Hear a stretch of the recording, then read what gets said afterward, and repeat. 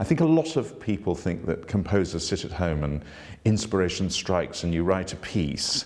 In fact, most music is done for commission. This piece that you wrote in, I believe, 2012 was written for a very specific commission. Can you tell us about that? Yes, it was the Church of St Alphege in Greenwich, which was built on the spot where St Alphege was murdered by the invading Danes in 1012.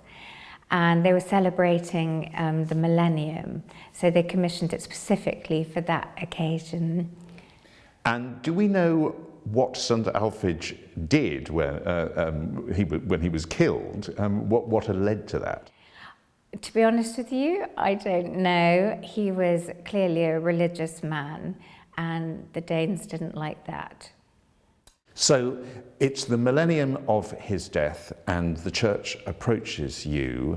What was the remit? Just that they wanted something that celebrated him. There are lots of writings about him, and there's all his writings are in Latin, but there was a wonderful book by Francis Shaw who translated some of his writings. And so that was my starting point, and very vivid, colourful words that he wrote and about his life. But then my husband, who's a classic scholar, did a special poetical translation for me to set.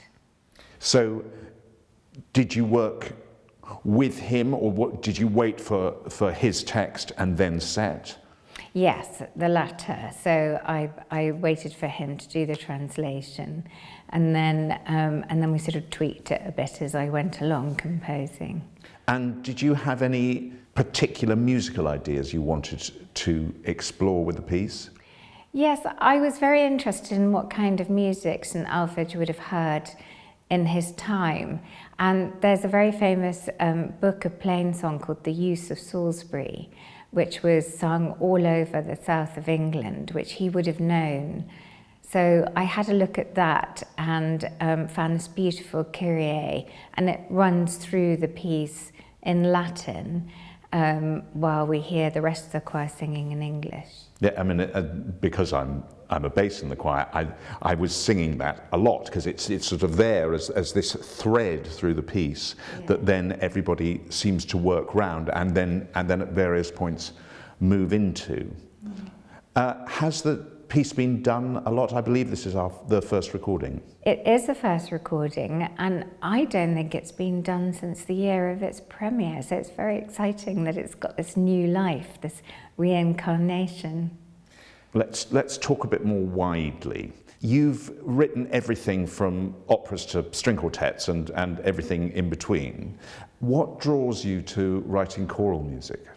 When I was at school, I sang a lot in chamber choirs, and I absolutely loved it, and particularly because I was an alto, and I loved the inner workings of the harmony of the choirs.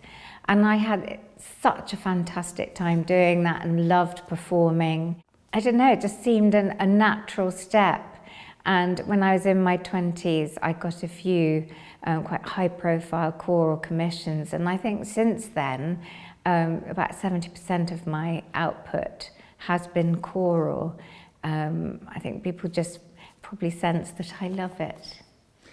I mean, that certainly shows through in the way that it's written there.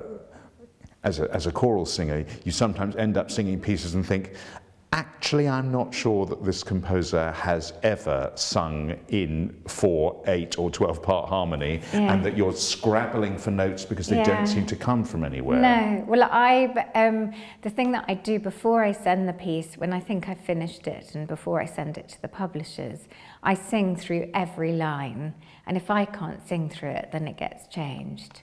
But it's a really good exercise, because you might suddenly, I'm thinking very much of the sort of vertical line, the harmonies that are being created. So it's very good to look at the sort of horizontal line and just to really check that everything's okay, and there might be a sudden massively awkward interval or something for somebody, so I can sort of change it all around. It's a bit like a sort of jigsaw puzzle.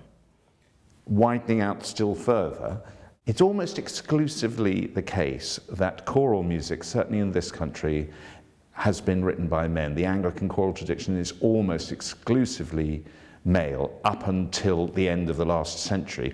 I'm sure there are one or two exceptions, but you must be aware that you're writing against a certain tradition. Do you have any thoughts about being a woman in that tradition? I've never felt that I've been, writing against anything. I think it's always been very natural for me, and I've never doubted for a minute that this is the right thing to be doing. And I've never come across any kind of resistance or, in the early days, certainly in the 1990s when I was starting out as a composer, it was very different in terms of visibility of women composers. Now we're everywhere. So at first maybe it was unique, but certainly not now. We've got some fabulous women choral composers now, and I don't know who else. You've got Cheryl Frances Hode on your disc, she's amazing. Who else have you got?